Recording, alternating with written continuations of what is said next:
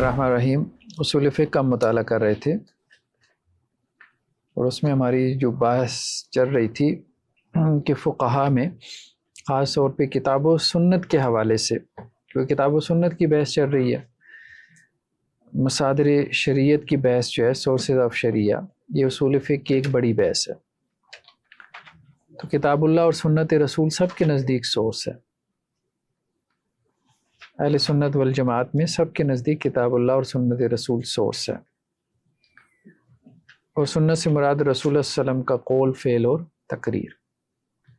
ہاں، اہل تشیع نے اس سے اختلاف کیا، انہوں نے کہا ہے کہ جی معصوم کا قول اور فعل اور تقریر جو ہے یہ سنت ہے، اور معصوم ان کے نزدیک کتنے؟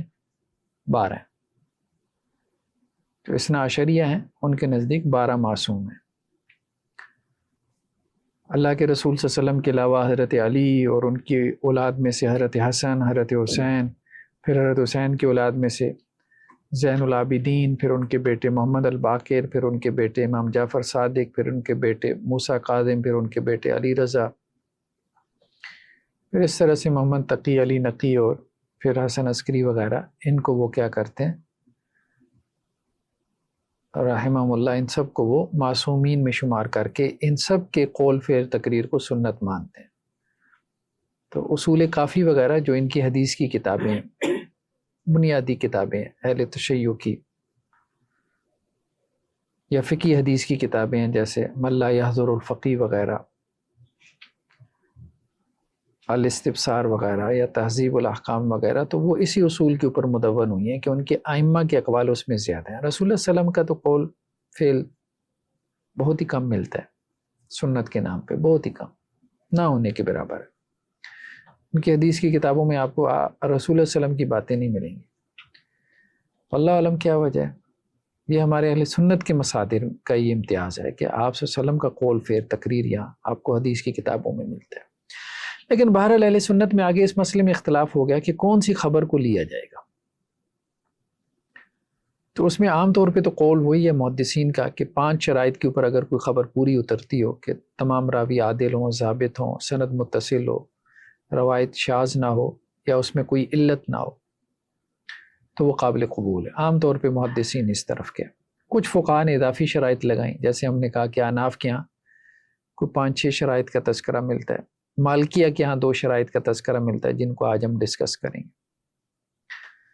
لیکن یہ ایک بات ہے کہ اب ان شرائط سے ہمیں اختلاف ہو، لیکن بہرحال ہم ان کے اخلاص کے اوپر کوئی کوسچن مارک نہیں کھڑا کر سکتے کہ انہوں نے کوئی جان بوجھ کے حدیث کا استخفاف کیا ہے یا حدیث کے مقام اور مرتبے کو گھٹایا، ایسا نہیں۔ ہم نے کہا تھا کہ اس وقت میں ایک بہترین اسٹریٹجی یہی تھی، خاص طور پہ ائمہ نے جو اختیار کی، امام ابو حنیفہ نے یا امام مالک نے، کہ انہوں نے حدیث کو پرکھنے کے جو اصول اس وقت میں وضع کیے، کیونکہ حدیث کی تحقیق نہیں ہوئی تھی، تو وہ اس وقت کے اعتبار سے بہترین تھے، اور اس وقت ہم بھی ہوتے تو شاید ہم بھی یہی کرتے۔ ہاں، اصل میں اختلاف کب پیدا ہوا؟ جب 3 صدیاں 4 صدیاں گزر گئیں اور حدیث کی تحقیق کے حوالے سے بہت کچھ کام ہو گیا، تو اس وقت جو ہے وہ بعد میں آنے والے فقہائے احناف سے اختلاف پیدا ہوا، دوسرے فقہا کا، جن میں شوافی بھی تھے، مالکیہ بھی تھے، اور حنابلہ بھی تھے، اور ان کے آپس میں بھی اختلاف پیدا ہوئی ہے۔ آج مالکیہ کا جو اختلاف ہے، ظاہری بات ہے اس پہ حنابلہ نے بھی رد کیا، کیونکہ مالکیہ نے بھی جو ہے وہ خبر واحد کو قبول کرنے کے لیے کچھ اضافی شرائط وغیرہ لگائیں۔ اب اس میں بھی ڈیبیٹ یہی پیدا ہوتی ہے کہ یہ امام مالک کی شرائط نہیں ہے۔ احناف نے بھی جو شرائط کا تذکرہ کیا، اس میں بھی یہی کہا جاتا ہے کہ یہ امام ابو حنیفہ علیہ رحمہ سے یہ شرائط ثابت نہیں، اس لیے بہرحال اس میں ایک ڈیبیٹ ہو سکتی ہے۔ اور پھر فقہائے احناف میں جو اصولیین ہیں، خود ان میں اختلاف ہے، ٹھیک ہے۔ اب مثال کے طور پہ یہ جو شرط ہے، اب اصول قرخی ایک بنیادی کتاب ہے، بلکہ سنجیدہ طلباء کو چاہیے کہ وہ ان کی اپنی کتابوں سے بھی ان کے اصول وغیرہ پڑھیں۔ جیسے نیچے کمنٹس آ رہے ہوتے ہیں، وہ بات ٹھیک ہے کہ جی احناف کی اصول فقہ کی کتابوں سے ان کے اصول پڑھنے چاہیے، یہ بات ٹھیک ہے۔ تو جو بنیادی کتابیں ہیں احناف کی اصول فقہ کے اوپر، اس میں ایک تو الفصول فی الاصول ہے امام جساس کی، اور ایک اصول قرخی بھی ہے۔ اس کے بعد مدارس کے نصاب میں اصول بزدوی وغیرہ رہی ہے، یا ابھی پتہ نہیں شاید ہے کہ نہیں ہے، لیکن زیادہ تو اصول شاشی چلتی ہے، وہ تو بہت بعد میں آ کے مدون ہوئی۔ لیکن بنیادی کتابوں میں الفصول فی الاصول ہے، اصول کرخی ہے، اصول بزدوی ہے، اصول سرخسی ہے۔ آج ہم اس میں سے کچھ دیکھیں گے۔ تو اب یہ جو ابھی نیکسٹ اصول آ رہا ہے کہ حدیث کو اس وقت قبول نہ کیا جائے جب اس کا راوی غیر فقیہ ہو اور وہ ہر طرح سے قیاس کے خلاف ہو۔ اب امام کرخی اس کو نہیں مانتے، حالانکہ خود احناف کے بڑے اصولیین میں سے ہیں۔ وہ کہتے ہیں نہیں، یہ تقسیم ٹھیک نہیں ہے صحابہ کرام میں، کہ اب آپ کہیں کہ جی بعض فقہا صحابہ ہیں تو ان کی روایت تو ہم قبول کر لیں گے بھلے وہ قیاس کے خلاف ہو، اور بعض صحابہ جو ہے وہ فقیہ نہیں ہے تو اس لیے ہم ان کی روایت دیکھیں گے قیاس کے خلاف ہے کہ نہیں، اگر وہ قیاس کے خلاف ہوگی تو ہم اس کو رد کر دیں گے۔ تو انہوں نے کہا نہیں، دیکھیں روایت میں اصل چیز ضبط ہے، فقاہت کا روایت سے کیا تعلق، کیونکہ روایت کا اصل مقصد کیا ہے؟ رسول اللہ صلی اللہ علیہ وسلم کی بات کو آگے پہنچا دینا، استدلال نہیں ہے۔ روایت کا اصل مقصد استدلال نہیں ہے، تو روایت میں جو ہے اصل چیز جس کو کنسیڈر کرنا چاہیے وہ کیا ہے؟ ضبط ہے، کہ ضبط اور اتقان، پختگی ہو، تاکہ بات بعینی آگے نقل ہو سکے۔ فقاہت کا ضبط سے کوئی تعلق نہیں۔ اور عموماً آپ نے یہ دیکھا ہوگا، ٹھیک ہے ایک اعتبار سے بات کہ ایک بندہ فقیہ ہوتا ہے تو وہ اچھے سے بات کو آگے پہنچا سکتا ہے، لیکن بعض اوقات جو فقیہ ہوتا ہے اس کا حافظہ اتنا مضبوط نہیں بھی ہوتا، ٹھیک ہے؟ تو حفظ کا تعلق جو ہے، ضبط کا تعلق وہ فقاہت سے نہیں۔ یہ امام کرخی وغیرہ نے بھی یہ باتیں کہی ہیں، بہرحال دوسرے لوگ بھی یہی کہتے ہیں، لیکن کہنے کا مقصد یہ ہے کہ احناف میں بھی ایسا نہیں ہے۔ عیسیٰ بن ابان جو ہے بعض اصولوں کا تذکرہ کرتے ہیں، اور امام جساس ان کا ذکر کرتے ہیں الفصول میں، لیکن پھر بعد میں آنے والے عیسیٰ بن ابان جو ہے ان سے اختلاف کرتے ہیں۔ خیر بہرحال، اور بعض اصولیین نے کہا ہے کہ ان میں سے بعض اصول ایسے ہیں جو احناف کے نہیں ہیں، یہ عیسیٰ بن ابان کے ہیں، ہمارے فقہائے احناف کے نہیں۔ تو ان کے ہاں بھی، بلکہ ان کے ہاں بھی دو اسکول آف تھاٹ بڑے معروف ہوئے فقہائے احناف میں، ایک عراقیین جو اصول فقہ کا ایک بڑا مصدر رہا، اور دوسرے ماوراء النہر کے، اور ان میں آپس میں بھی اصولی اختلافات ہیں۔ خیر بہرحال وہ تفصیل کتابوں میں ہے۔ تو ایک اصول یہ بھی ہے احناف میں، یعنی احناف نے، ہم کہنا یہ چاہ رہے ہیں کہ جو انہوں نے حدیثیں چھوڑی ہیں تو کس وجہ سے انہوں نے چھوڑی ہیں۔ تو احناف کا کہنا یہ ہے کہ ہم نے ان اصولوں کی وجہ سے ان حدیثوں کو چھوڑا ہے، بھلے آپ کو سمجھ میں آتا ہے کہ نہیں آتا۔ اب اپنے اس اصول کے تحت کہ ایک راوی جو اگر غیر فقیہ ہو تو اس کی روایت اگر قیاس کے خلاف ہوگی تو ہم اس کی روایت کو چھوڑ دیں گے۔ تو انہوں نے کہا کہ جی حضرت ابو ہریرہ، حضرت انس، حضرت سلمان فارسی، حضرت بلال، حضرت جابر، یہ جو صحابی ہیں یہ غیر فقیہ ہیں، ان کی روایتیں اگر جو ہے وہ قیاس کے خلاف ہوں گی تو ہم قیاس کو قبول کریں گے، ان کی روایت کو چھوڑ دیں گے۔ نہیں، احناف کا چوتھا پرنسپل ہے نا، ابھی چوتھا پرنسپل ہم پڑھ رہے ہیں ان کا، پہلے تین پہ ہم نے دو جو ہے وہ ایپیسوڈ لگائے تھے۔ جیسے صحیحین میں روایت ہے حضرت ابو ہریرہ سے کہ اونٹنی اور بکریوں کے تھن نہ باندھو۔ کیا کرتے تھے؟ دودھ روک لیتے تھے نا، آج بھی بلکہ ایسا ہی کرتے ہیں۔ ہاں، اگر گائے وغیرہ بیچنی ہو نا، بھینس مارکیٹ میں، تو 2-3 دن خوب کھلاتے پلاتے ہیں، دودھ روک لیتے ہیں تاکہ تھن خوب اس کے موٹے ہو نا، تو اگلے کو جو خریدار ہے دھوکہ لگ جائے، دھوکہ یہ لگ جائے کہ جی بڑا دودھ دینے والا جانور ہے، اور وہ دودھ 1-2 دن ہی دے گا 10 کلو، اس کے بعد اپنے اصل دودھ پہ آ جائے گا، وہ 5 کلو ہے یا 7 کلو ہے۔ تو اللہ کے رسول صلی اللہ علیہ وسلم نے اس سے منع کیا، ظاہر بات ہے دھوکہ ہے، بیع و شرع میں اس سے منع کر دیا۔ اچھا، اب اس کی بات کیا ہے کہ جو انہیں خریدے اسے دودھ دونے کے بعد اختیار ہے کہ انہیں پسند کرے تو رکھے، اور پسند نہ کرے تو 1 سا کھجور ساتھ دے کر انہیں واپس کر دے۔ ایک بندے نے خرید لیا، اب اس نے گھر جا کے 2-4 دن رکھا تو اس کو پتہ چلا جی نہیں، دودھ تو کم ہے، تو اب اس نے وہ جانور واپس کر دیا، تو وہ کر سکتا ہے حدیث میں یہ، لیکن ساتھ میں کیا کرے گا؟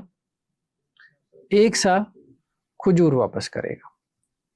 تو احناف یہ کہتے ہیں کہ یہ روایت جو ہے نا یہ قیاس کے خلاف ہے، کیونکہ قیاس یہ کہتا ہے کہ جتنا دودھ استعمال کیا ہے اتنی کھجور واپس کرے. ایک ساتھ تو آپ نے متعین کر دی نا, تو متعین کھجور جو ہے وہ کیسے واپس ہو سکتی ہے؟ ہاں, دوسرے یہی کہتے ہیں کہ اس نے چارہ بھی کھایا. تو جس قیاس کی تلاش میں آپ ہیں وہ قیاس تو کبھی پورا نہیں ہو سکتا. تو اس لیے یہاں پہ ایک موٹا سا پرنسپل ہی بنایا جا سکتا ہے. ٹھیک ہے, دوسروں نے اس کو اس طرح سے جواب دیا. اسی طرح صحیح بخاری میں حضرت انس سے مروی ہے کہ کچھ لوگ مدینہ آئے اور انہیں وہاں کی آب و ہوا راس نہ آئی, ان کے پیٹ پھول گئے, تو اللہ کے رسول صلی اللہ علیہ وسلم نے اونٹنیوں کا دودھ اور پیشاب پینے کی اجازت دی. تو انہوں نے اس روایت کو جو ہے وہ مطلب کہا کہ ہم اس کو قبول نہیں کرتے. ٹھیک ہے, قبول نہیں کرتے. ہاں, مطلب یہی ہے کہ کیونکہ اس کے راوی جو ہے نا وہ غیر فقیہ ہے نا, اور یہ قیاس کے خلاف ہے نا. اور کسی حد تک بات ٹھیک بھی ہے کہ پیشاب کا کیا تعلق صحت سے, یہ بات ٹھیک ہے, لیکن اصل میں اس کو اس طرح سے ایڈریس نہیں کرنا چاہیے تھا. وہ آپ روایت کے طرق نکالتے, روایت کے اگر آپ اس روایت کے صحیح بخاری سے صرف مختلف چینز نکال لیں نا, مختلف طرق نکال لیں, تو بڑی آسانی سے اندازہ ہو جاتا ہے کہ یہ پیشاب کا جو تذکرہ ہے نا یہ رسول اللہ صلی اللہ علیہ وسلم کا حکم نہیں ہے, یہ ان کا اپنا فعل ہے. آپ صلی اللہ علیہ وسلم نے جو ان کو حکم دیا تھا وہ صرف دودھ پینے کا حکم دیا تھا, اونٹنیوں کا دودھ پینے کا حکم دیا تھا جب ان کے پیٹ پھول گئے تو علاج کے طور پہ. باقی جو انہوں نے پیشاب پیا تو انہوں نے اپنے فیصلے سے پیا, وہ رسول اللہ صلی اللہ علیہ وسلم کا حکم یا تجویز نہیں تھی, وہ اس دور کا ایک طریقہ علاج تھا. اس پہ میں نے ایک پورا ایپیسوڈ کیا تھا, میرے چینل پہ پڑا ہے. خیر بہرحال اب ان کا اناف کا یہ جو اصول ہے, انہوں نے تو خیر اس کو کہہ دیا کہ جی یہ بے ادبی ہے صحابہ کرام کی, لیکن وہ یہ کہتے ہیں بھئی ہم بے ادبی نہیں کرتے. اب یہ بھی ہے نا, جب رد کرنے والے آتے ہیں تو وہ اس کو بے ادبی بنا دیتے ہیں. دیکھیں نا, ان حضرات کے اس اصول میں علم و اجتہاد سے بہراور بہت سے صحابہ کرام کے ساتھ بے ادبی کا پہلو تو پایا جاتا ہے, لیکن ان کے اصول کی کتابوں میں یہ لکھا ہے کہ جی بے ادبی کا ہم سوچ بھی نہیں سکتے. ٹھیک ہے, اور اس پہ وہ کہتے ہیں جی معاذ اللہ, اس پہ اللہ کی پناہ. تو ہاں, یہ جو دوسری بات ہے, یہ کہہ رہے ہیں کہ جی ان اصولوں کا ثبوت امام ابو حنیفہ سے نہیں ملتا, یہ بات ٹھیک ہے. عیسیٰ بن ابان کا مذہب ہے جس پہ بہت سے متاخرین ان کی مطابقت کر لی, امام کرخی نے اس سے اتفاق نہیں کیا. ٹھیک ہے, ٹھیک ہے, کیونکہ امام کرخی کا کہنا یہ ہے کہ راوی کی فقہ کا روایت کی صحت پہ کوئی اثر نہیں پڑتا, بلکہ روایت کا سارا دار و مدار راوی کے عادل اور ضابط ہونے پر ہے. تو ان حضرات نے قیاس کو ان صحابہ کرام کی روایت پر, خصوصاً حضرت ابو ہریرہ کی روایت پر ترجیح دے کے اپنے آپ کو لوگوں کے تان اور تشنیع کا بجات, اور یعنی لوگوں نے خیر تان کا دروازہ کھول دیا کہ جی دیکھیں قیاس کو روایت پہ ترجیح دے رہے ہیں. ٹھیک ہے, تو حضرت ابو ہریرہ کے بارے میں امام بخاری کہتے ہیں کہ ان سے تقریباً 800 صحابہ اور تابعین نے علم حدیث کی روایت کی. وہ حدیث کا سب سے زیادہ علم رکھنے والے اور اس کی حفاظت کرنے والے تھے. عربیت ان کا مزاج تھی اور صحابہ کرام ان کی روایت کی طرف رجوع کرتے تھے اور اس پر وہ عمل کرتے تھے. ہاں, ان کی فقہ ایک دوسری قسم کی تھی. دیکھیں حضرت ابو ہریرہ رضی اللہ عنہ, یہ بات ٹھیک ہے کہ فقیہ صحابہ نہیں تھے, تو ان کے فتاویٰ کی طرف آپ رجحان نہ کریں. ٹھیک ہے, اب آپ کہیں گے جی ہمارا رجحان حضرت عبداللہ بن مسعود, عبداللہ بن عباس, حضرت عمر بن خطاب, حضرت علی, ان صحابہ کے فتاویٰ کی طرف ہوتا ہے. تو یہ بات ٹھیک ہے, چلیں اس حد تک بات ٹھیک ہے کہ ان کے فتاویٰ یا ان کی فقہ کی طرف رجوع نہ کیا جائے, لیکن ان کی روایت, حضرت ابو ہریرہ رضی اللہ عنہ کی روایت, تو اس کی طرف رجوع نہ کرنے کی کوئی وجہ نہیں بنتی. تو فقیہ اور غیر فقیہ کی تقسیم کے ذریعے سے اگر یہ بات کی جائے کہ فقہاء صحابہ کی آراء اور فتاویٰ کو زیادہ دیکھنا چاہیے, تو یہ بات ٹھیک معلوم ہوتی کہ مزاج کا فرق تو ہے. کچھ صحابہ میں گہرائی زیادہ تھی, فقاہت زیادہ تھی, اور کچھ میں نہیں تھی, یہ بات تو ہے. لیکن روایت کا تعلق وہی بات ہے, فقاہت سے نہیں ہے, یہ بات سمجھنے والی. نیکسٹ کیا ہے یہ کہ حدیث کو اس وقت قبول نہ کیا جائے جبکہ اس کا تعلق بلوائے عامہ سے ہو. بلوائے عامہ سے مراد یہ ہے کہ ہر آدمی کو وہ مسئلہ درپیش آتا ہو. جب ہر آدمی کو وہ مسئلہ درپیش آتا ہے تو اب اس میں ایک آدھے راوی نے اس روایت کو بیان کیا, تو اس کا مطلب یہ ہے کہ جب ہر آدمی کا مسئلہ تھا تو ہر ایک ہی آپ سے سوال کرتا اور ہر ایک ہی آگے نقل کرتا, بڑی تعداد نقل کرتی. تو اگر اس کو کوئی ایک آدھا نقل کر رہا ہے تو اس کا مطلب یہ ہے کہ کہیں مسئلہ ہے,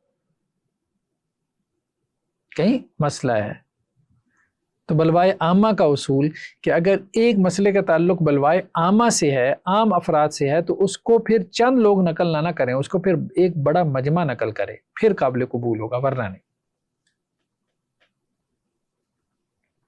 تو اس سے ان کی مراد یہ ہے کہ وہ کسی ایسے مشہور واقعے کے بارے میں ہو جو سب کے سامنے ہوا ہو، پھر اسے لوگوں کی بڑی تعداد نے نقل نہ کیا ہو۔ اپنے اس اصول کے تحت انہوں نے بہت سی صحیح حدیث کو رد کر دیا، جیسے نماز میں رفع الیدین کی حدیث۔ اب وہ کہتے ہیں بھی ساروں نے دیکھا ہوگا نا رفع الیدین، تو اب ساروں نے نقل کیوں نہیں کیا، چند نے کیوں کیا؟ وہ دوسرے یہ کہتے ہیں بھائی اتنوں نے تو نقل کر دیا، اب عشرہ مبشرہ صحابہ سے ہم لے آئے ہیں، اور اتنے لوگوں سے جو ہے وہ ہم لے آئے ہیں، ٹھیک ہے، 20-22 صحابہ سے لے آئے ہیں، اب اس سے زیادہ کیا لے کے آئے؟ دوسرے اس کو اس کی اس طرح سے تعویل کر دیتے ہیں۔ بغیر رکاوٹ کے شرمگاہ کو ہاتھ لگنے سے وضو کے ضروری ہو جانے کی حدیث، تو کہتے ہیں جی یہ بھی ایک آدھ بندے نے بیان کی ہے، ٹھیک ہے، حالانکہ یہ سب کا مسئلہ ہے، لیکن ساتھ ہی انہوں نے اس نوع کی بہت ساری حدیث کو قبول بھی کیا۔ اب یہ اس پہ نقد یہ بھی اس طرح سے بھی کرتے ہیں کہ جی اپنے اس اصول کی انہوں نے کیا کی، خلاف ورزی کی، اور ایسی حدیثیں جو کہ بلوائے عامہ سے تعلق رکھتی تھیں اور اخبار احاد کی قبیل سے تھیں، انہوں نے وہ قبول بھی کی، جیسے وطر کے واجب ہونے کی حدیث، وطر سب نے پڑھنا ہے، ٹھیک ہے۔ اب اس میں جو اخبار احاد ہیں وہ انہوں نے ایکسیپٹ کر لی۔ اور نماز میں کہکہ سے وضو کے ضروری ہو جانے کی حدیث، نماز میں جب آپ کہکہ لگاتے ہیں تو اس سے وضو ٹوٹ جاتا ہے، اب اس میں بھی اخبار احاد ہیں، حالانکہ ان سب کا تعلق بلوائے عامہ سے۔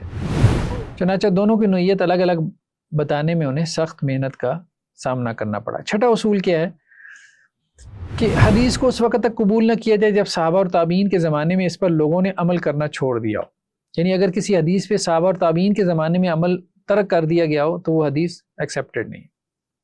دیکھیں صحابہ اور تابعین کے زمانے میں کسی بھی وجہ سے کسی حدیث پہ عمل ترک ہو سکتا ہے۔ خیر القرون کا مطلب یہ نہیں ہے کہ اب اس میں جو بھی کام ہوا ہے تو وہ صحیح ہے۔ یہ ہمارے یہاں بعض سلفی حضرات کو بھی غلط فہمی لگی ہے، یہ منہجی خاص طور پہ جو ہے کہ تابعین کے زمانے میں جو کچھ ہوا وہ بس ٹھیک ہے، تو پھر وہاں تو پھر قتل و غارت بھی ہوئی ہے، خروج بھی ہوئی ہے، ٹھیک ہے۔ ساری بدعات جو ہے ان کا آغاز تابعین کے زمانے میں ہوا۔ خارج نے حضرت علی رضی اللہ عنہ سے جنگ کی تھی نا، تابعین ہی تو تھے جو حضرت علی سے جنگ کرنے کے لیے آ گئے۔ حضرت عثمان کو شہید کرنے والے تابعین ہی تو تھے، حضرت حسین رضی اللہ عنہ کو شہید کرنے والے تابعین ہی تو تھے۔ تو خارجیت کی بدعت تابعین میں پیدا ہوئی، قدریہ کی بدعت تابعین میں پیدا ہوئی۔ تو یہ تابعین جو ہے ان کا کوئی قول فعل حجت نہیں ہے، قول فعل حجت نہیں ہے، وجہ صرف کتاب اللہ سنت رسول صلی اللہ علیہ وسلم۔ تو خیر بہر یہ کہ حدیث کو اس وقت قبول نہ کیا جائے جب صحابہ اور تابعین کے زمانے میں اس پر لوگوں نے عمل چھوڑ دیا۔ اب اس میں وہ کیا کہتے ہیں جی، اس سے ان کا مقصد نماز میں رکوع سے پہلے اور اس کے بعد رفع الیدین اور آمین بالجہر سے متعلق احادیث کو منسوخ یا متروک ثابت کرنا ہے، کیونکہ کوفہ اور بعض دوسرے شہروں میں تابعین کے زمانے میں لوگوں نے ان پر عمل چھوڑ دیا تھا، آمین بالجہر پہ اور رفع الیدین پہ، اس لیے ہم ان حدیثوں کو نہیں لیتے۔ گویا انہوں نے اہل کوفہ کے عمل کو اجماع قرار دے دیا۔ وہ کہتے ہیں کہ جی مدینہ میں تو عمل ہو رہا تھا رفع الیدین پہ بھی اور آمین بالجہر پہ بھی، لیکن کچھ شہروں میں نہیں ہو رہا تھا۔ تو تابعین کے عمل سے بھی ان کی مراد کچھ خاص شہروں میں تابعین کا عمل ہوتا ہے، پوری امت میں تابعین کا عمل نہیں، حالانکہ وہ اجماع نہیں ہوتا، یعنی کوفہ اہل کوفہ کا عمل، اور اگر ہوتا بھی ہو تو سب کا اتفاق ہے کہ اجماع سے کتاب و سنت کا کوئی نص منسوخ نہیں ہو سکتا۔ پھر اگر ایسے ہی ہے تو یہ حضرات انہی جیسے ان تمام احکام پر عمل کیوں نہیں چھوڑ دیتے جن پر صحابہ اور تابعین کے زمانے میں بعض جگہوں پر لوگوں نے عمل کرنا چھوڑ دیا تھا؟ جیسا حضرت عثمان کے زمانے میں صحابہ نے نماز میں جھکتے اور اٹھتے وقت اللہ اکبر کہنا اور اسے بآواز بلند کہنا ترک کر دیا تھا۔ اچھا تکبیرات جو ہے بآواز بلند کہنا ترک ہو گئی تھی، یعنی امام صاحب بھی نہیں بآواز بلند کہتے تھے تکبیرات، یہ صحابہ کے زمانے میں ہو گیا تھا۔ یہ صورتحال جاری رہی یہاں تک حضرت علی عراق میں آئے اور وہاں انہوں نے نماز میں بآواز بلند جھکتے اور اٹھتے وقت اللہ اکبر کہا۔ تو ایک صحابی حضرت عمران بن حسین نے، جیسا کہ صحیحین کی روایت ہے، انہوں نے کہا کہ اس شخص نے ہمیں اپنی وہ نماز یاد دلا دی جسے ہم رسول اللہ صلی اللہ علیہ وسلم کی میت میں ادا کرتے تھے، یعنی حضرت علی نے اس سنت کو دوبارہ زندہ کیا جو کہ ترک ہو چکی تھی۔ پتہ نہیں، یہ محسوس ہوتا ہے کہ حضرت عثمان رضی اللہ عنہ ویسے ان کے وہ مزاج میں بھی ذرا نرمی تھی، تو وہ آہستہ آواز سے کہتے تھے، وہ آہستہ آواز سے کہتے کہتے پھر بالکل ہی ختم ہو گئی۔ دوسرے صحابی حضرت ابو موسیٰ اشعری، جیسا کہ امام احمد سے صحیح روایت سے منقول ہے، انہوں نے کہا کہ حضرت علی نے ہمیں اپنی وہ نماز یاد دلا دی جسے ہم رسول اللہ علیہ وسلم کی میت میں ادا کرتے تھے، یا تو ہم اسے بھول گئے یا اسے عمدن ترک کر بیٹھے تھے۔ صحابہ کرام کا بھی ترک فعل جو ہے وہ حجت نہیں ہے، یہ کہہ رہے ہیں۔ خلفائے راشدین کے زمانے کا بھی فعل جو ہے وہ حجت نہیں ہے، کیونکہ خلیفہ راشد حضرت عثمان کے زمانے کا ایک فعل تھا، حضرت علی نے آ کے اس کو کیا کیا، اس کی تصحیح کر دی۔ اصل چیز ہے رجوع الی الکتاب و سنہ، کتاب و سنت کی طرف رجوع، اور یہ بات درست ہے۔ تو جو انہوں نے تذکرہ کیا، ایک تو ہم نے کہا کہ الفصول فی الاصول ہے، یہ ان کی کتاب ہے، اپنا کیا نام ہے، ابو بکر جساس، تقریباً بنیادی کتاب یا ابتدائی کتاب یہی شمار ہوتی ہے، 370 میں ان کی وفات ہوئی ہے۔ یہی وہ پہلے بڑے اصولی ہیں جنہوں نے امام شافعی کو جواب دیا۔ امام شافعی خیر اس سے بہت پہلے لکھ گئے تھے، امام شافعی کی وفات 204 میں ہوئی ہے، تو شوافی نے اپنا جو اصول فقہ بہت پہلے مرتب کر دیا تھا۔ اناف میں کوئی تقریباً 150 سال بعد آ کے یہ کتاب لکھی گئی امام شافعی سے، الفصول فی الاصول، یہ باقاعدہ ایک کتاب جسے آپ کہہ سکتے ہیں اصول فقہ میں۔ اس سے پہلے کچھ ابحاث وغیرہ موجود تھے۔ تو انہوں نے یہاں پہ اس چیز کا تذکرہ کیا ہے، جو مطلب انہوں نے اپنے دلائل کا بھی ذکر کیا نا، کہ مطلب کس وجہ سے باب القول فی قبول شرائط اخبار الاحاد، ٹھیک ہے، کہ کون سی شرائط ہیں جن کی وجہ سے آپ خبر واحد کو قبول کریں گے، ٹھیک ہے۔ تو اب یہ بھی کہاں سے نقل کر رہے ہیں، فَمِنَ الْعِلَلِ الَّتِي يَرُدُّهَا أَخْبَارُ الْأَحَادِ عِنْدَ أَصْحَابِنَا مَا قَالَهُ عِیسیٰ بن ابان، یہ عیسیٰ بن ابان سے نقل کر رہے ہیں کہ کیا علل ہیں جن کی وجہ سے ہم کیا کریں گے، اخبار احاد کو رد کر دیں گے۔ تو بیسیکلی وہی بات جو وہ کر رہے تھے نا کہ امام ابو حنیفہ سے یہ نہیں ہے، یہ عیسیٰ بن ابان سے ہیں۔ عیسیٰ بن ابان جو ان کے فقہاء میں سے، اصولیین میں سے تھے، یعنی کہا یہ جاتا ہے کہ یہ پہلے شخص تھے عیسیٰ بن ابان جنہوں نے اس قسم کے اصول جو ہے وہ پیش کیے اخبار احاد کو رد کرنے کے، ٹھیک ہے۔ تو کتاب کا ابھی میرے ذہن میں نہیں ہے، دیکھنا پڑے گا۔ جی جی جی جی اناف میں سے۔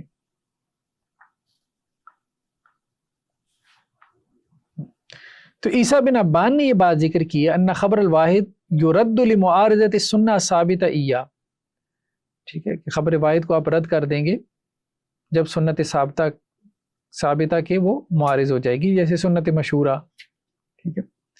او ان یتعلق القرآن بخلافی فیما لا یحتمل المعنی، مطلب قرآن کے ظاہر کے خلاف ہو جائے، او یکون من الامور العامہ، یا وہی جو عمومی بلوا کی بات آئی ہے، ٹھیک ہے، فیجی خبر خاص لا تعرف العامہ، ٹھیک ہے، او یکون شاذن قد رواہ الناس وعملوا بخلافہ، ٹھیک ہے، وہی بات جو تابعین نے کیا کیا ہو، مطلب الفاظ مختلف ہیں لیکن وہ معنی تقریباً وہی ہے۔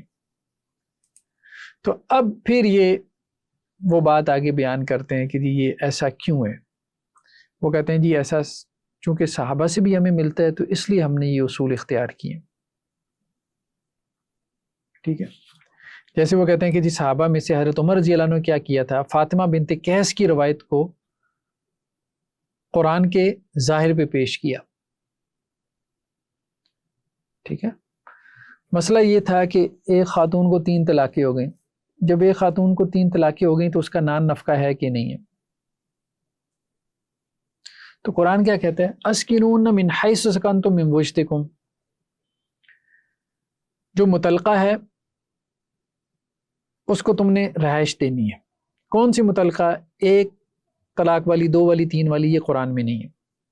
تو حضرت عمر رضی اللہ عنہ نے قرآن سے یہ بات اخذ کی کہ قرآن نے طلاق کا تذکرہ کیا ہے نا، 1 ہو، 2 ہو، 3 ہو، تو 3 طلاق کے بعد بھی اس کا کیا ہے، ہاں اس کا نان نفقہ اور وہ بنتا ہے، سکنا بنتا ہے، مطلب دوران عدت.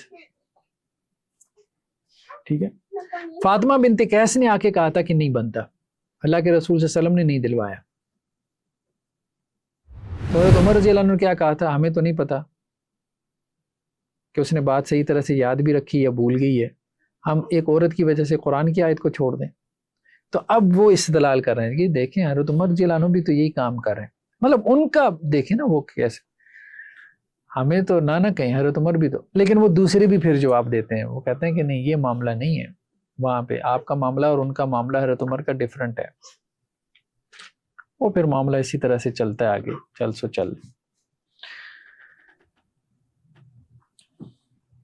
اصول سرخسی جو ہے ویسے ایک چیز ہے خاص طور پہ اناف نے نا، شروع میں ایسا نہیں تھا، شروع میں تو دیکھیں مجرد اصول تھے، لیکن بہرحال ذہین تو تھے یہ لوگ، فقاہت تو ان میں بہت زیادہ ہے، تو انہوں نے پورا اپنے اصول حدیث جو ہے وہ وضع کیا، ایک پورا نظام بنایا، سسٹم تھاٹ. جب آپ اس کو اسٹڈی کرتے ہیں نا تو بہرحال وہ ایک مربوط نظام فکر ہے، آپ بھلے اس سے اختلاف کریں لیکن ایک مربوط نظام فکر ہے جو آپ کے اصول حدیث سے ذرا ڈفرینٹ ہے. اب احناف کو بھی صحیح بات ہے، وہ پڑھنے کی اتنی توفیق نہیں ہوتی، وہ بھی کیا کرتے ہیں، وہ عام طور پہ احناف کے مدارس میں بھی کیا ہوتا ہے، وہ نخبۃ الفکر علامہ ابن حجر کی وہی پڑھ لیتے ہیں.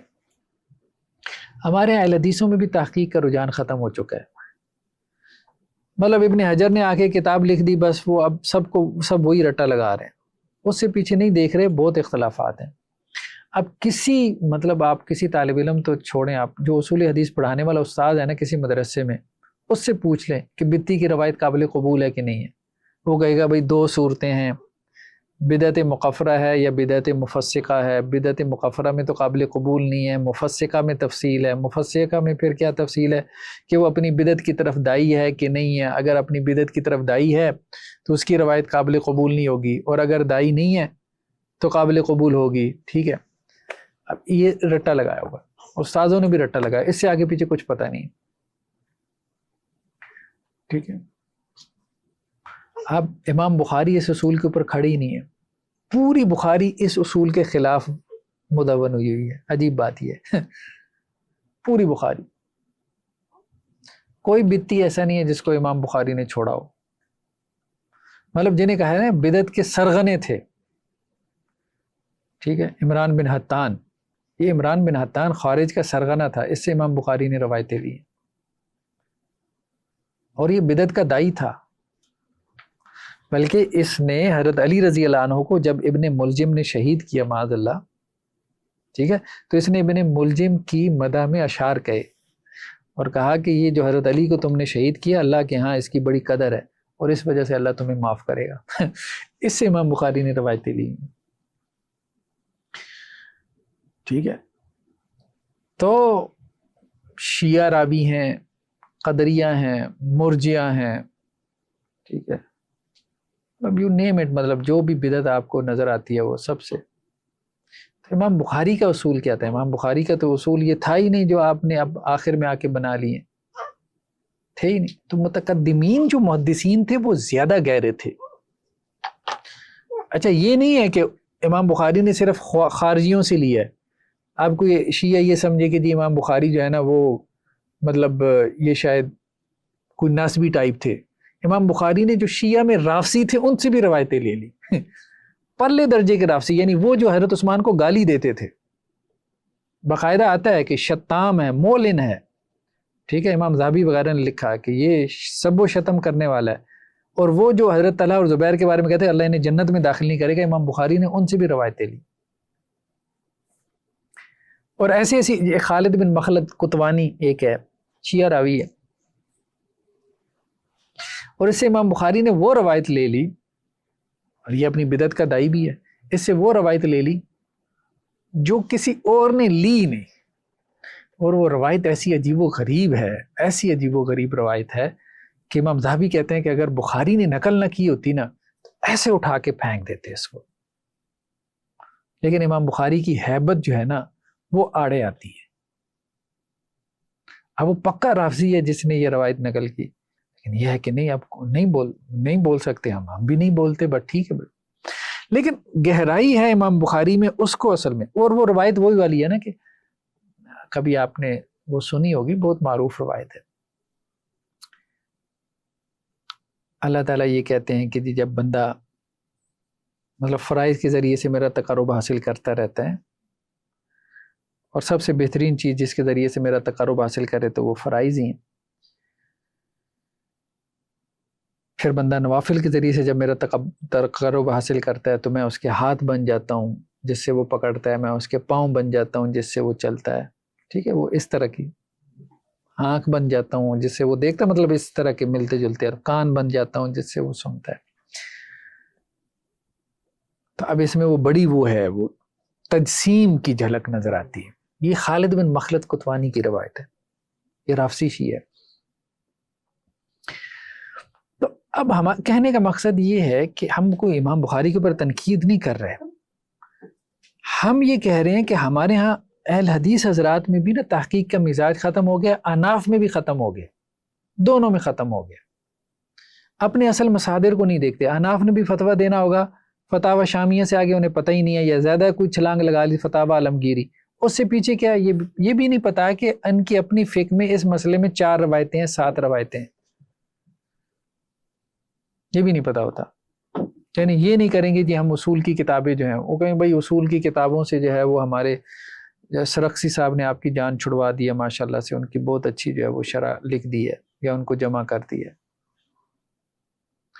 بس وہ خلاصے اور شروحات کے اوپر جب آپ پیچھے جاتے ہیں، اصل مصادر کے اوپر جاتے ہیں، اصل ائمہ کو جب آپ سٹڈی کرتے ہیں، پھر علم آپ کے اوپر کھلتا ہے. تو امام بخاری نے جو صحیح بخاری کمپائل کی ہے بتی سے روایت لینے کے حوالے سے، وہ اس اصول کے اوپر کمپائل کی ہے کہ بتی صادق ہونا چاہیے، اہل صدق میں سے ہونا چاہیے. بس یہ نہیں کہ وہ بدعت کی طرف دائی ہو یا غیر دائی ہو. بلکہ ابن حزم نے ایک اور بات کی. ابن حزم کہتے ہیں دیکھیں بات یہ ہے کہ وہ تو اس کو ثواب سمجھ رہا ہے، اس کا دائی ہونا تو اس کا پلس پوائنٹ ہے. جس کو وہ دین سمجھ رہا ہے اس کی دعوت نہیں دے گا تو کیا کرے گا؟ وہ تو آپ کے نزدیک دین نہیں ہے نا، وہ تو اس کو دین سمجھا ہوا ہے، یہ اس کا پلس پوائنٹ ہے. وہ تو امر بالمعروف کا کام کر رہا ہے. ہاں مطلب وہ معصیت تھوڑی ہے اس کے نزدیک. تو اس کا غیر دائی ہونا بلکہ یہ ثابت کرتا ہے کہ یہ کمزور موقف پہ بیٹھا ہوا ہے. اس کا دائی ہونا تو اصل میں اس کی ایمانی قوت کو جو ہے وہ سپورٹ کر رہا ہے، اس کی دلیل بن رہا ہے. اصل میں اس کی فہم کی غلطی ہے نا، سمجھ اس کا غلط آیا.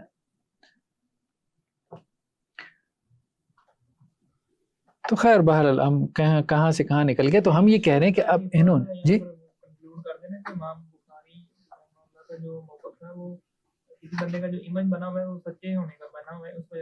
جیسے دیکھیں نا امام بخاری یہ کہتے ہیں، دیکھیں خارج جو ہے نا، خارجیوں کے نزدیک جو ہے وہ گناہ کبیرہ کا مرتکب کافر ہو جاتا ہے. اور جھوٹ کیا ہے؟ گناہ کبیرہ. جھوٹ نہیں بولے گا. کیسے جھوٹ بولے گا؟ نہیں بولے گا. ٹھیک ہے. اب یہ کہتے ہیں کہ جی شیعہ جو ہے نا، شیعہ رافضی جو ہے وہ اس کی روایت ایسی نہ ہو کہ اس کی بدعت کو سپورٹ کرتی ہو. مثال کے طور پہ اہل بیت کے فضائل اور مناقب جو ہے وہ نہ ہو، اس سے ثابت ہو. لیکن ایک اور پہلو بھی ہے نا اس کو دیکھنے کا، وہ شاید ساری دنیا پہ جھوٹ بولے گا، اہل بیت پہ نہیں بولے گا. اب بات سمجھ ہے؟ نہیں بائسنس نہیں، ہیبت. اس کے دل میں جو اہل بیت کی ہیبت ہے نا، ان کے تعلق کی وجہ سے وہ بالکل ڈفرینٹ ہے. یہ بھی تو ہے نا کہ وہ ان پہ جھوٹ نہیں بولے گا، مگر اسے پتہ ہی جھوٹ لگا ہے، وہ جھوٹ ہی کہہ رہا ہے. وہ ایک علیحدہ بات ہے. تو کہنے کا مقصد ہے ابھی تو ہم امام بخاری کو سمجھنے کی کوشش کریں. تو امام بخاری نے یہ بات کہی ہے کہ اصل میں وہ اہل صدق میں سے ہو. اگر تو وہ خارجی ہے تو خارجی سے اب آپ یہ ایکسپیکٹ نہیں کر سکتے نا کہ وہ جھوٹ بولے گا. کیوں؟ کیونکہ اپنے عقیدے کے مطابق وہ کافر بنتا ہے. اگر وہ جھوٹ بولے، مزید آپ اس کو ویریفائی کر لیں کہ وہ اہل صدق میں سے ہے کہ نہیں. اس لیے امام ذہبی وغیرہ بھی بعض بدتی راویوں کے اوپر جھرا کرتے ہی کہتے ہیں کہ علیہ بدعت ولنا صدقہ، اس کی بدعت اس کے ذمے، ہمارے لیے اس کی سچائی کافی ہے. تو اصل بات یہ ہے کہ اہل صدق میں سے ہو، سچا ہو، بس. باقی اس کی بدعت کا تعلق جو ہے وہ اس سے نہیں ہے. مطلب اگر کوئی بدعتی نہیں ہے لیکن وہ اہل بدعت میں بھی نہیں ہو سکتا نا، یہ بھی تو پاسبلٹی ہے نا. کیا ہے؟ اگر اہل بدعت میں نہیں ہے وہ اہل بدعت میں بھی نہیں ہو سکتا. ہاں پاسبلٹی ہو سکتی ہاں ہو سکتی ہے. اس سے تو بالاولا نہیں ہے.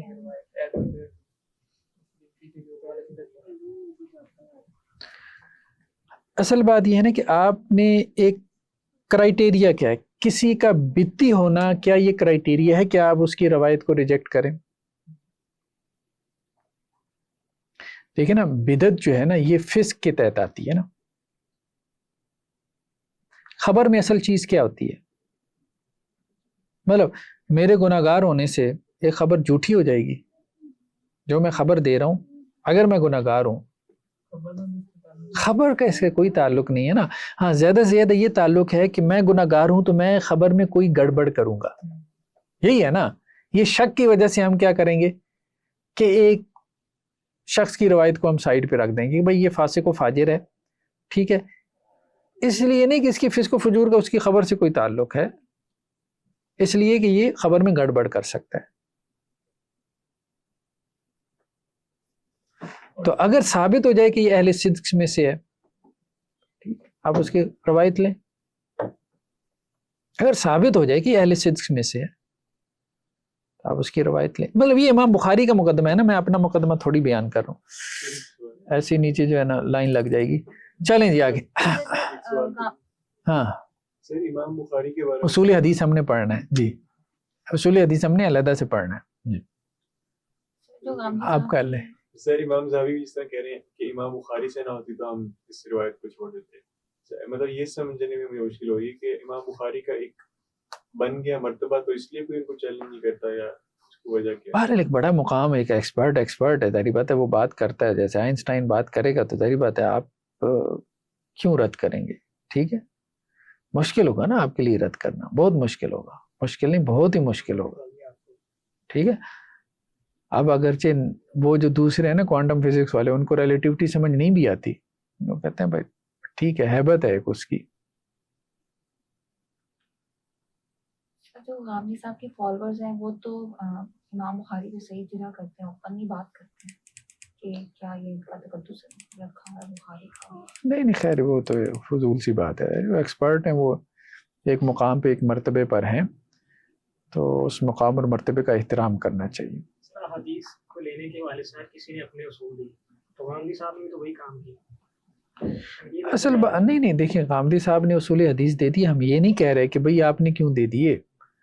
مسئلہ یہ ہم صرف یہ کہتے ہیں کہ جب آپ نے دیے تو اس کی دلیل کیا ہے. اب آپ سمجھ رہے ہیں میری بات؟ نہیں سمجھ رہے.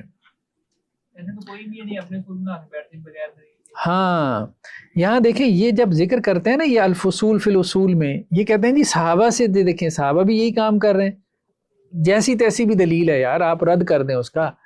اب مسئلہ یہ ہے، ان کا مسئلہ یہ ہے غامدی صاحب کا کہ وہ دلیل بیان نہیں کرتے. اپنے اصول حدیث کی اب دلیل بیان کریں نا. اب میں نے ایک پورا آرٹیکل لکھا کہ محدثین کے یہ اصول حدیث ہیں، ہر اصول کی دلیل کتاب و سنت میں کہاں پر ہے. مجھے ایک صاحب کہنے لگے کہ جی یہ خبر واحد سے عقیدہ ثابت ہوتا ہے، اس کی دلیل کیا ہے؟ میں نے کہا دیکھیں سورہ نمل کے اندر ہے، وہ حدود آیا ہے، ٹھیک ہے، حدود اکیلا ہے، خبر واحد ہے نا. وہ حضرت سلیمان علیہ السلام کو آ کے کہتا ہے کہ جی وہ میں نے جا کے دیکھا ہے یمن میں. حضرت سلیمان علیہ السلام کہاں ہے؟ فلسطین میں. وہ یمن میں آیا ہے اور اس نے آ کے دیکھا ہے کہ جی وہ سورج کو سجدہ کر رہے ہیں. اب کانٹینٹ کیا ہے؟ عقیدہ ہے، عقیدے کی خبر ہے، اکیلا آ کے دے رہا ہے. وہ حضرت سلیمان علیہ السلام نے کیا کہا؟ حضرت سلیمان علیہ السلام کو بلکہ اس نے کہا کیا الفاظ ہیں؟ وجئتک من سبع بنبأ یقین، کہ میں قوم سبا سے آپ کے پاس ایک یقینی خبر لے کے آیا ہوں. تو خبر واحد سے علم الیقین بھی حاصل ہوتا ہے، صرف عقیدہ ثابت نہیں ہوتا، بلکہ آپ یہ جو کہتے ہو نا ظنی علم حاصل ہوتا ہے، ظنی علم نہیں، علم الیقین قطعی علم حاصل ہوتا ہے. یہ موضوع نہیں آ ٹھیک ہے، جاتا. یہ بات جو آدمی کیا کوٹ کر رہے ہیں، ہاں یہ معجزات میں یہ بات آ جاتی ہے کہ کس- ایک حدود نے یہ پیغام دے رہا ہے. عام حالات میں تو ایسا نہیں ہوتا نا، کوئی خاص نبی کا خاصہ ہے جس کے تحت یہ ہم یہ بات کہہ رہے ہیں کہ کیا حضرت سلیمان علیہ السلام خبر نے، واحد کی آپ بات کر رہے ہیں. ہاں، تو حضرت سلیمان علیہ السلام نے اس ایک حدود کی خبر پہ کیا کیا؟ ایکشن لیا کہ نہیں لیا؟ ٹھیک ہے، لیا.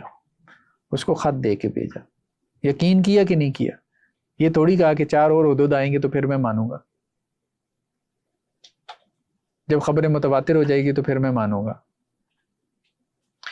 چلیں بہرحال ہم کہیں اور چل پڑے ہیں، اس کو ہم مکمل کر لیں. اپنا اصول سرخسی جو ہے اس میں اب آپ دیکھیں انہوں نے کیا کہا، اعلم بان هذه الشرائط 4، یعنی راوی جو ہے نا، راوی کے حوالے سے جو شرائط ہیں وہ کتنی ہیں؟ 4 ہیں. پہلی تو عقل، دوسری ضبط، تیسری عدالت، یہ ضبط اور عدالت تو ہم بھی پڑھتے ہیں، اور چوتھی انہوں نے اسلام کو بھی شامل کیا کہ غیر مسلم کی روایت. پھر یہ اب اس کی تفصیل بیان کرتے ہیں.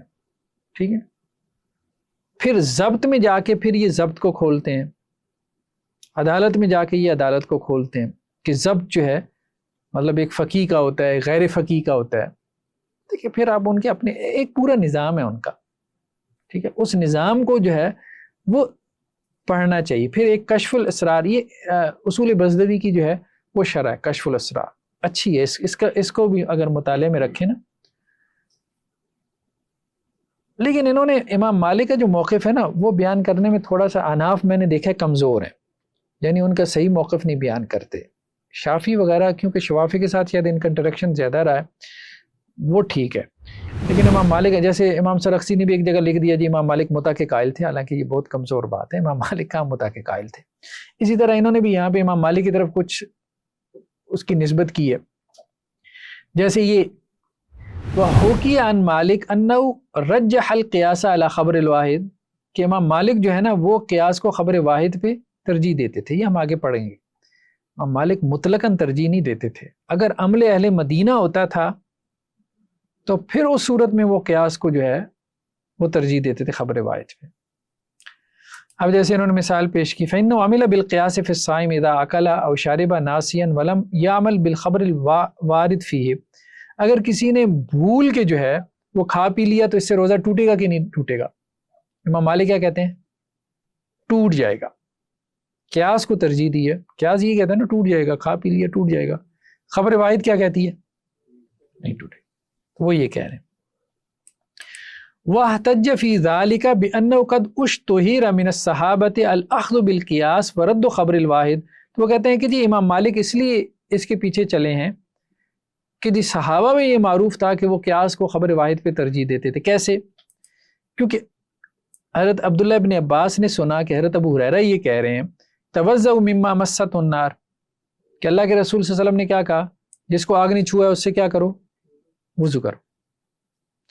یعنی ایسی چیز اگر تم نے کھا لی ہے جو آگ پہ پکائی گئی ہے تو اس کے بعد کیا کرو؟ وضو کرو. یہ روایت بیان کی حضرت ابو ہریرہ نے. تو حضرت عبداللہ بن عباس نے اس پہ کیا تبصرہ کیا؟ لو توضأت بماء سخن اکنت تتوضأ منہ، مطلب گرم پانی کے بعد آپ وضو کریں گے دوبارہ، پانی گرم ہے، ٹھیک ہے. مما مست النار، آگ نے چھوا ہے نا پانی کو، اب گرم پانی سے وضو کرنے کے بعد دوبارہ وضو کریں گے ٹھنڈے پانی سے. یہ حضرت عبداللہ ابن عباس نے حضرت ابو ہریرہ کے اوپر اعتراض کیا کہ آپ کیا بات کر رہے ہیں، مما مست النار سے وضو، یہ سمجھ میں نہیں آ رہی. تو اب وہ یہ کہہ رہے ہیں کہ جی دیکھیں ایک صحابی جو ہے، جو فقیہ صحابی ہے، وہ بیسیکلی قیاس کے ذریعے سے روایت کو کیا کر رہا ہے؟ رد کر رہا ہے. تو یہاں سے اچھا اسی طرح ایک اور روایت ہے، حضرت عبداللہ بن عباس نے سنا کہ جی من حمل جنازۃ فلیتوضأ، جس نے جنازہ اٹھایا وہ کیا کرے؟ وضو کرے. تو اس پہ حضرت عبداللہ بن عباس نے کہا کہ کیا لکڑی اٹھانے سے وضو لازم ہو جاتا ہے؟ ٹھیک ہے. تو اسی طرح سے انہوں نے اور بھی روایتوں کا تذکرہ کیا کہ حضرت علی رضی اللہ عنہ نے جو ہے وہ بروا کی روایت کو قیاس کے ذریعے رد کیا، حضرت عمر نے فاطمہ بنت قیس کی روایت کو قیاس کے ذریعے سے رد کیا. تو یہ خیر دیکھیں، یہ اپنا استدلال تو پھر بناتے ہیں نا، استدلال تو اپنا بناتے ہیں. جب اصول کی تفصیلی کتابوں میں جاتے ہیں تو یہ کہتے ہیں، لیکن یہ کہہ رہے ہیں کہ جی نہیں، ہمارے ہاں کیا ہے. ایک تو امام شافعی کے ہاں، امام شافعی یہ کہتے ہیں کہ نہیں، آپ خبر واحد کو ترجیح دیں گے قیاس کے اوپر. امام مالک کیا کہتے ہیں؟ قیاس کو ترجیح دیں گے خبر واحد کے اوپر. تو یہ کہتے ہیں ہم تو بین بین میں ہیں، نہ ہم امام شافعی کی طرف ہیں نہ ہم امام مالک. ہم کہتے ہیں راوی فقیہ ہو تو خبر واحد کو ترجیح دے دو قیاس پہ، اور راوی غیر فقیہ ہو تو قیاس کو خبر واحد پہ ترجیح دے دو. تو کتنا معتدل موقف ہمارا ثابت ہو گیا. اب دیکھیں انہوں نے تو استدلال کیا، اس کو پڑھیں آپ. ٹھیک ہے، نہ ہم امام شافعی والی ایکسٹریم پہ ہیں کہ بالکل اپنی سوچ ہی بند کر دیں، نہ امام مالک والی ایکسٹریم پہ ہیں کہ بالکل خبر واحد کی اہمیت کم کر دے. فقیہ نہیں، فقہا صحابہ کی بات کر رہے ہیں. ہاں، اگر فقہا صحابہ سے روایت ہوگی تو اس کو ہم قیاس پہ ترجیح دیں گے. جیسے فقہا صحابہ میں وہ کیا کہتے ہیں، جیسے عبداللہ بن عباس ہیں، حضرت عمر ہیں، عبداللہ بن مسعود ہیں. ٹھیک ہے روایت کی اہمیت کہاں ہے؟ جی، روایت کی اہمیت کہاں ہے؟ اصل میں وہ یہ کہتے ہیں کہ جی جو فقیہ صحابی ہے نا، وہ بات کو صحیح طرح سے سمجھ کے یاد رکھتا ہے، اور جو غیر فقیہ ہے نا وہ صرف الفاظ کو نوٹ کرتا ہے، بات کے معنی کا جو مقصود ہوتا ہے اس کا احتمال نہیں کر پاتا صحیح طرح سے. مطلب ان کا کہنا یہ.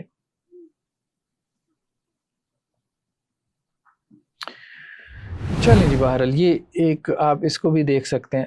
آگے بس یہ تھوڑا سا دیکھ لیں، مالکیہ کے 2 اصول بیان ہوئی ہیں، پھر اس کے بعد ہم اس کو وائنڈ اپ کرتے ہیں. نیکسٹ ٹائم ہم اگلے ٹاپک پہ چلتے ہیں، اب یہ کافی ہو گیا.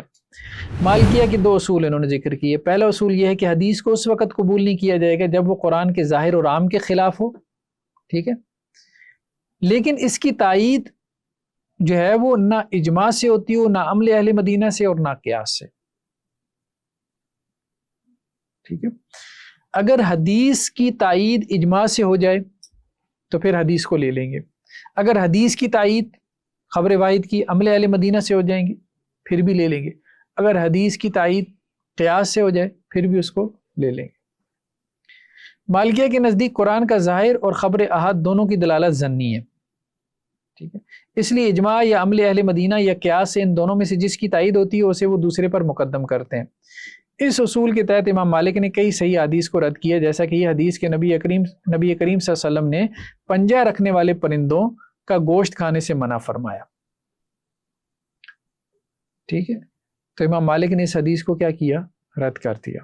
اب ان کے نزدیک یہ پرندے کے ہیں، بعض کہتے ہیں کہ جی مکروہ ہیں ان کے نزدیک، بعض یہ بھی کہتے ہیں کہ جی نہیں، ان کے نزدیک مکروہ بھی نہیں ہے، کھا سکتے ہیں. کیونکہ وہ کہتے ہیں کہ جی یہ روایت کس کے خلاف ہے؟ کل لا اجد فیما اوحی الی محرما علی طاعم یطعمہ، کیونکہ قرآن نے 4 چیزوں کو حرام قرار دیا. تو قرآن کا ظاہر کیا کہتا ہے؟ 4 چیزیں حرام ہیں، اور حدیث کیا کہتی ہے؟ یہ بھی حرام ہے. تو خبر واحد قرآن کے ظاہر کے خلاف ہو گئی. اب خبر واحد کی سپورٹ میں اجماع بھی نہیں ہے، عمل اہل مدینہ بھی نہیں ہے، اور قیاس بھی نہیں ہے.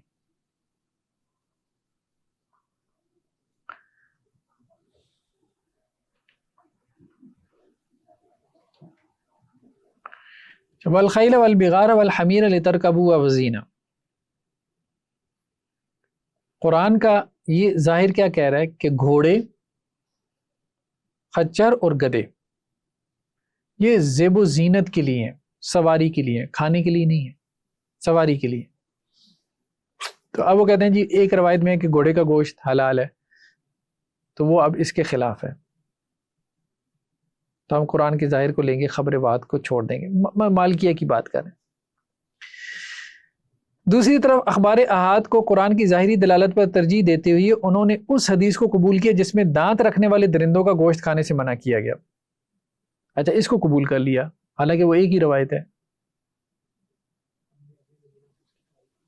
کیوں؟ کیونکہ عمل اہل مدینہ سے اس کی تائید ہوتی تھی کہ اہل مدینہ کے لوگ درندے نہیں کھاتے تھے، تو انہوں نے کہا یہ روایت قبول کر لی ہم نے.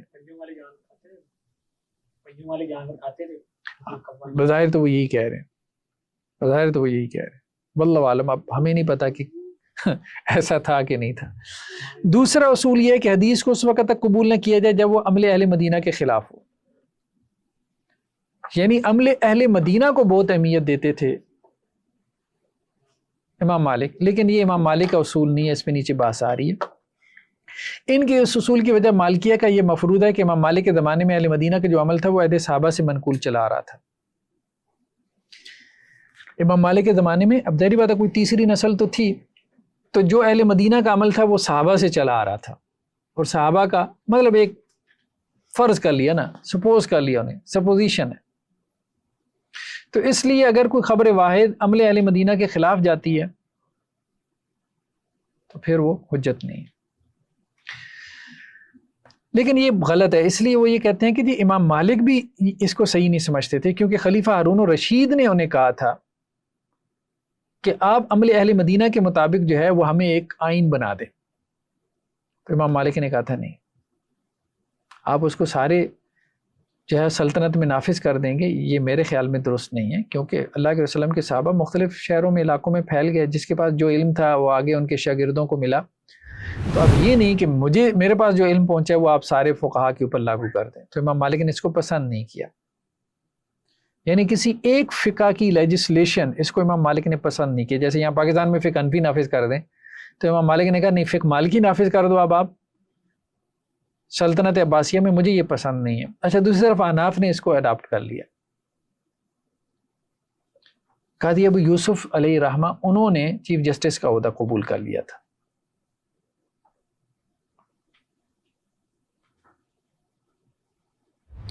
دوسرا جو ہے انہوں نے یہ بات کہی کہ جو محقق علماء ہیں مالکیہ میں سے، جیسے ابو الولید الباجی، قاضی عبد الوہاب، وہ یہ کہتے ہیں کہ یہ امام مالک کا اصول نہیں ہے، یہ بات کہ مالکیہ کا اصول ہے یا عمل اہل مدینہ، کہ اگر خبر واحد عمل اہل مدینہ کے خلاف ہوگی تو وہ ریجیکٹڈ ہے. یہ امام مالک کا نہیں تھا. یہ بات لی کہاں سے؟ مالکیہ نے امام مالک کے بعد فتاوی سے نکال لی. چلیں جی ابھی آج اتنا ہی کافی ہے، نیکسٹ ٹائم پھر دیکھتے ہیں انشاءاللہ اس کو آگے. سبحانک اللہم و بحمدک، نشہد ان لا الہ الا انت.